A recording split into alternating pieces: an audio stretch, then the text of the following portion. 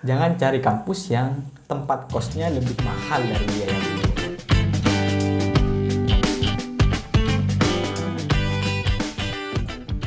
Di podcast kali ini kita mengumpulkan banyak hasil dari pertanyaan yang kita ajukan sendiri ya. Iya. Kita mengajukan pertanyaan bagaimana tips atau semacam cara atau semacam tutorial lah, anggaplah tutorial untuk memilih kampus. Nah, dalam pertanyaan itu kami meminta ke 100 mahasiswa yang kita minta untuk jawab, dengan cara menjawabnya Semacam dengan kita melakukan survei lah ya ya. survei, tapi tadi jawabnya secara humor, tetapi juga logis atau masuk akal. Oke, kita mengumpulkan 10 jawaban terbaik dari Jawaban teratas. Ya, anggaplah jawaban teratas dari berbagai jawaban dari 100 mahasiswa yang kami tanyakan. Nah, 10 jawaban terbaik itu kita ada di sini ya. Dan kita akan bukakan satu persatu kita akan bukakan. Boleh secara acak ya. Nanti lebih dari 5 dari pertanyaan ini akan saya yang menjelaskan ya. 5 yang lainnya akan dijelaskan oleh teman saya. Namun yang pasti ini 10 jawaban terbaik, anggaplah terbaik ya. Dari pertanyaan-pertanyaan yang kita ajukan tentang tips atau cara memilih kampus. Oke. Baik, kita mulai. Yang pertama punya kamu dulu. Enggak, punya kamu duluan. Oke. Saya buka ya. Ini jawaban pertama. Oke.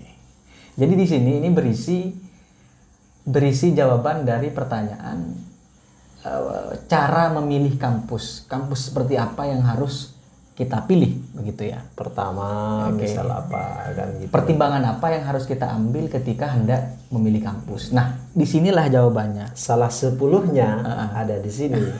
Ya, 10 dari Kita punya 10. 10 jawaban ada di sini, dan ini versi podcast mahasiswa. Oke. Yang pertama, karena saya yang buka, berarti kamu yang menjelaskan. Begitu. Oke, deal. Oke. Jadi kamu yang menjelaskan. Oke, yang pertama. Kalau mau memilih kampus, Ya. biayanya harus bersahabat di kantong sendiri atau kantong orang tua. Iya dong. Gimana gitu? Harus bersahabat dalam arti bahwa enggak mahal-mahal amat. Sebenarnya bukan soal mahal dan murah sih. Iya. Tapi bagaimana ekonomi kita bisa menjangkau atau bisa menyesuaikan dengan keuangan kampus kan. Bisa saja kita kuliah di tempat yang agak mahal, tapi di situ kita bisa menjangkau. Itu artinya kan masih padan lah. Artinya sesuai jangkauan kita, jangkauan keuangan kita. Ya. Oke, sekarang tidak ada lagi yang dipersoalkan di sini ya. Jadi pertama-tama tadi jawabannya dari teman-teman adalah biaya harus terjangkau. Dari sesuai dengan kantong. Ya. Kantong sendiri apa kantong orang tua? Sebenarnya kalau kita kuliah kantong orang tua dulu, tapi kadang kemudian di tengah perjalanan kita kuliah ada saja kita mendapatkan penghasilan sehingga bisa membantu meringankan lah. Jadi ada mahasiswa yang berpenghasilan ya? Ada dong. Oke. Mantap. Tapi tidak banyak. Oke, lanjut. Berarti yang kedua Saya punya buka. kamu.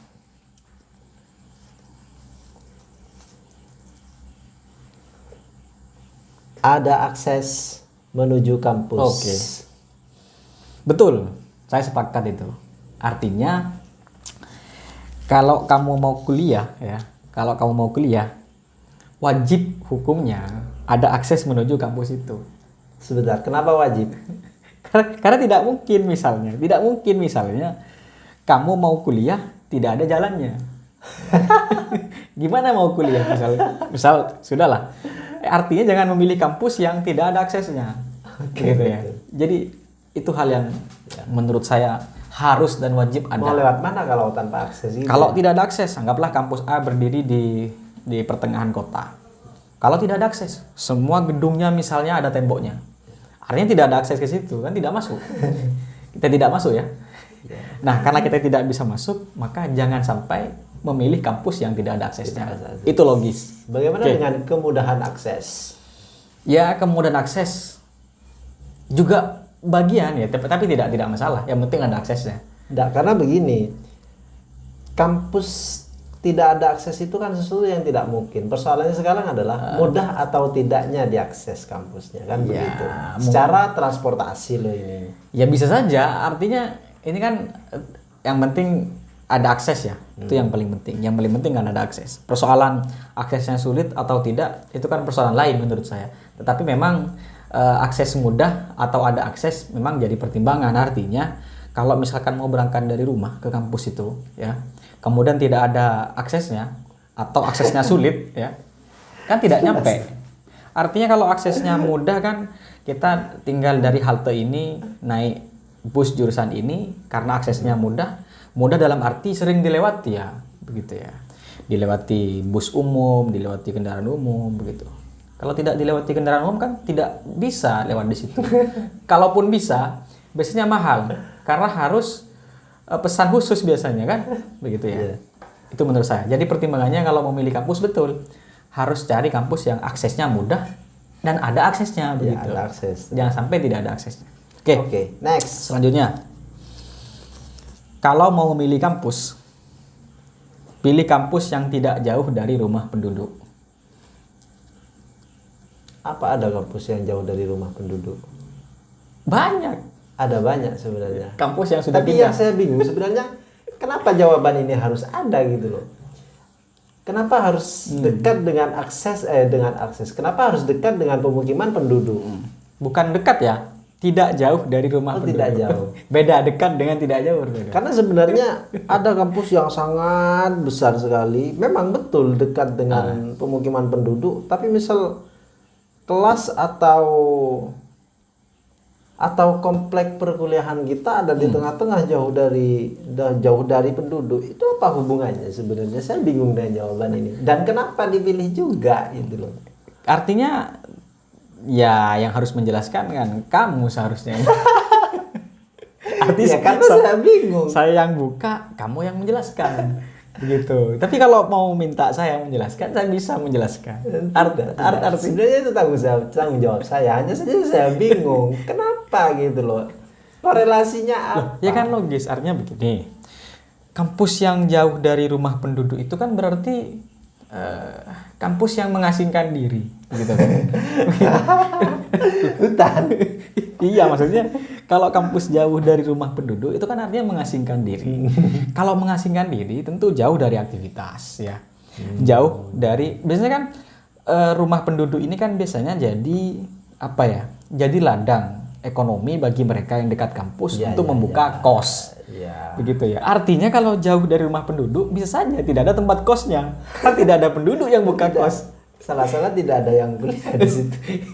Ya makanya jangan kuliah di kampus yang jauh dari rumah penduduk. Makanya di sini pilih kampus yang tidak jauh dari rumah penduduk gitu. Tidak jauh dari pemukiman penduduk bisa menjadi salah satu indikator bahwa kampus itu berjalan Berjalan gitu maksudnya.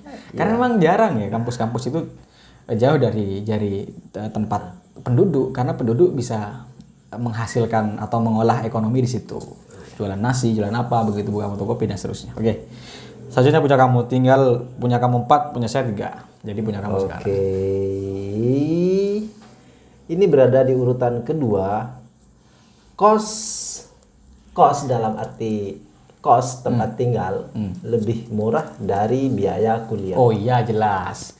Jadi artinya kita tidak boleh memilih kampus yang biaya kosnya Di sekitar kampus. ya di sekitar kampus lebih mahal dari biaya kuliahnya. Misal biaya kuliahnya hanya per semester 2 juta misalnya. Per semester 6 bulan ya. Ya. Kemudian ada kos yang dalam hitungan 6 bulan, misalkan 1 bulan kali 6 itu lebih dari 2 juta. Atau 1 bulan 2 juta kosnya. Bisa saja, artinya kalau 6 bulan bisa 12 juta. 12 kan? juta. Artinya jangan sampai cari kampus yang kondisi tempat kosnya itu lebih mahal. Di sekitar kampus Iya. kan. Makanya ya, bisa saja terjadi kan.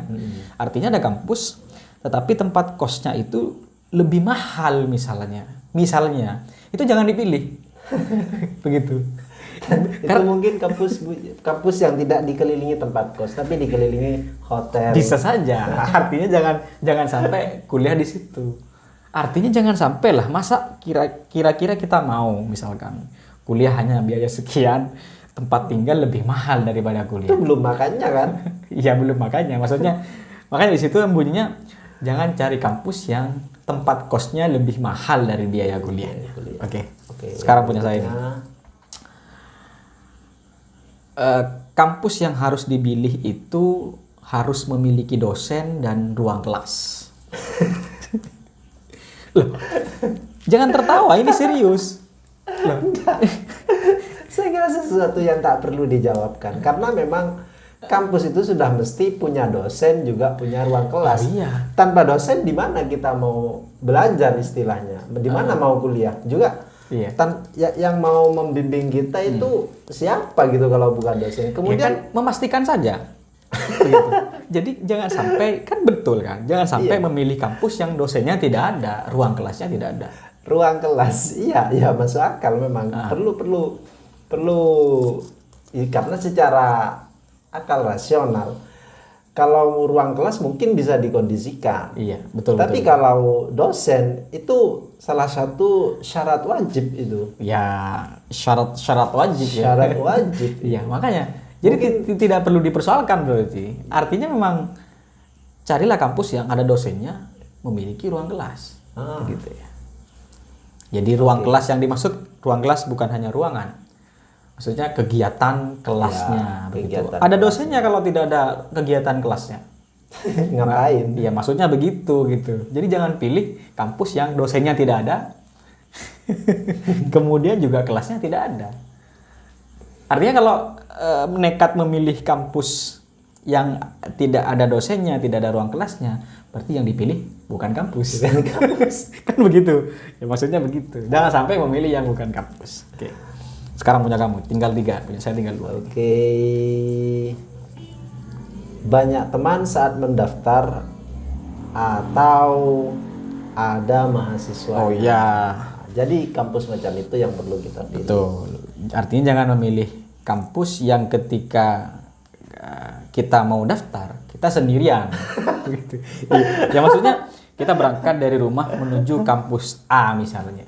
Ketika sampai di gedung pendaftaran, ternyata kita sendirian. Tidak ada orang sama sekali.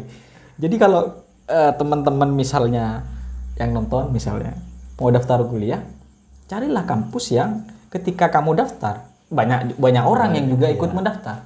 Kalau sendirian berarti bukan kampus. Atau ya itu bisa dikembangkan sendiri ya. Iya. Yang pasti yang banyak pendaftarnya, dalam arti kalau banyak pendaftarnya kampus itu diminati. Kita nanti kuliahnya ada temen kan minimalnya Ya, kan gitu. ketika mengerjakan tugas juga Ya. ada temannya begitu. Jangan sampai kan nanti sendirian masuk kelas sendirian. Jangan-jangan.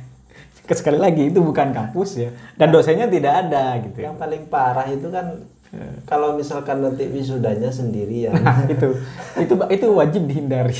Jadi jangan pilih kampus yang ketika kita mendaftar ternyata kita seorang diri saja begitu, tidak ada orang lain. Oke, lanjut. Pilihlah kampus yang memiliki nama besar. Sorry. Ini perlu perjelas dulu karena nama besar itu bisa multitafsir sebenarnya. Pertama, nama besar itu di depan kampusnya, misal Nama besar ya, besar sekali. nama kampusnya besar. Besar sekali. Ya. Kemudian ukuran hurufnya besar. Ya. Yang kedua, dia terkenal dalam arti terkenal, disegani lah karena Disegani, prestasi kampusnya begitu. Jadi ini nama besar yang mana sebenarnya? Semuanya. Tapi semuanya termasuk penting juga sih. Yeah. Nama besar yang secara tekstual Tekstual bahwa nama besar, nama kampusnya besar, hurufnya besar-besar. ya itu juga sebagai bagian dari bahwa kampus itu memang benar-benar serius kampus gitu loh, Iya, untuk betul-betul mempercantik kampusnya dari segi itu kan. Dari segi disegani bahwa dia disebut kampus besar misalnya. Artinya prestasi yang ditorehkan Ya, banyak. jadi sudah pantas lah memang untuk menjadi rujukan. Tapi menurut saya secara tekstual juga penting. Kenapa saya katakan demikian? Jangan pilih kampus yang ketika nulis namanya saja kecil. Kecil. misal kampus gitu, pagar gitu. Pagarnya besar, tulisannya kecil gitu. Yang kita mau baca harus mendekatkan kepala kita ke huruf itu. Artinya tidak serius itu. Atau kita perlu bertanya juga, kenapa tulisannya diperkecil? Atau kampus ini sedang Apa? ya dalam tanda kutip sedang malu mungkin kan begitu. Memperkecil namanya begitu. Makanya jangan pilih kampus yang ketika apa istilahnya, nama kampusnya dibuat kecil gitu. Atau tadi secara di luar tekstual itu dalam konteks lain tidak memiliki kredibilitas begitu kan. Tidak memiliki prestasi yang ditorehkan dan artinya di mata dunia pendidikan kampus tidak terbaca.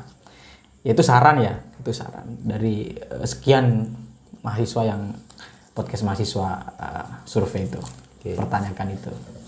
1 dari 2 terakhir. Ada kantin. Oh iya. Oke, sebenarnya pertimbangan jawaban kantin ini apa sebenarnya? Hanya untuk makan? Kalau hemat saya, kantin ini kan semacam semacam warung ya. Ya, Semacam tempat warung. makan lah. Iya. Ngopi-ngopi. Artinya itu tempat peristirahatan. Gitu. Jadi jangan sampai ada kampus yang tidak ada tempat peristirahatan.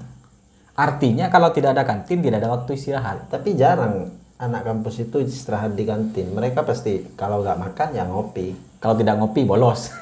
Bolos, boleh bolos sambil ngopi. Ya artinya kantin itu kan berfungsi ya mewarnai kondisi kampus. Namun yang pasti kantin ini kan juga apa ya, sekali lagi itu semacam halte. Kalau perjalanan ya semacam di jalan, dia halte bus. Rest area semacam rest area begitu. Oke. Artinya kalau ada kantin berarti kampus menghargai bahwa mahasiswa itu butuh istirahat. Ya. Kalau tidak ada kantin berarti kampus tidak menghargai bahwa mahasiswa harus istirahat. Oke. Bolehkah saya berpendapat bahwa kampus yang memiliki kantin adalah kampus yang humanis? Karena masih memandang mahasiswanya sebagai manusia yang sebagai butuh manusia makan, yang butuh istirahat. butuh istirahat begitu kan. Jadi kampus humanis itu kampus yang ada kantinnya. Ada kantinnya. Iya, kalau tidak ada kantinnya berarti bukan kampus yang humanis. Jadi jangan pilih kampus yang tidak ada kantinnya, karena tentu pasti gitu ya. Dari konteks ini tidak humanis. Tidak humanis. Oke. Kemudian jangan pilih kampus yang ada guru BK-nya. Oke. Jadi jangan pilih Kalau ada guru BK-nya bukan kampus. jangan dipilih. Jangan dipilih. Itu SMA. Iya, makanya tadi betul. Jangan pilih kampus yang ada guru BK-nya. Karena pasti bukan kampus. Oke. Atau sebenarnya begini, di kampus itu tidak ada guru BK. Ya, betul. Ya artinya kalau ada guru BK kan berarti bukan kampus. Karena kampus tidak ada guru BK. Kan begitu. Ya. Yang terakhir, the last. Ini mestinya yang pertama harus dijadikan pertimbangan utama harusnya ini. Apa yang terakhir itu? Tapi ada di bagian paling akhir pertanyaan kita. Ada pintunya. Oke, betul. Jadi kampus yang baik itu ada pintunya. Ada pintu masuknya. Kampus yang apa berarti kampus yang tidak baik tidak ada pintunya? Oh jelas. Kalau kampus tidak ada pintunya tidak baik.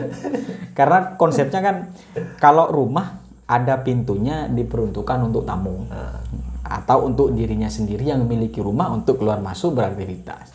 Kalau kampus misalkan tidak ada pintunya, bagaimana cara beraktivitas? Berarti kalau tidak, artinya tidak memberikan kesempatan kepada warga atau orang di luar kampus itu untuk beraktivitas. Kalau tidak ada kesempatan beraktivitas, berarti bukan kampus yang baik. Ya aktivitas lain lah begitu.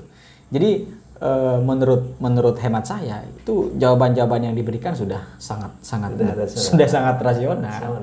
Jadi hanya saja di luar dugaan lah. Jadi intinya dari beberapa pertanyaan tadi saya sepakat bahwa ini bisa dijadikan pedoman untuk memilih kampus, utamanya untuk misalkan adik-adik yang ada di rumah mau ke perguruan tinggi. Oke. Di antara sekian jawaban mana yang paling disuka? Kalau saya yang paling saya suka itu ada pintu masuknya. Saya pilih kantin untuk bolos. Oke. Jadi berarti lain waktu kita akan bahas lagi ya. Untuk teman-teman kita lain waktu kita akan bahas lagi. Ini merupakan jawaban dari 100 teman-teman mahasiswa yang kita pertanyakan dan jawabannya ambil yang paling teratas. Yang paling teratas, dan kita memang mensyaratkan harus lucu tetapi harus masuk akal. Kita pilih dari sekian jawaban menjadi 10 ini saja. Oke, mungkin cuma itu, semoga bermanfaat. Kita jumpa lagi di kesempatan berikutnya di podcast mahasiswa. Dan jangan lupa komen, like, subscribe.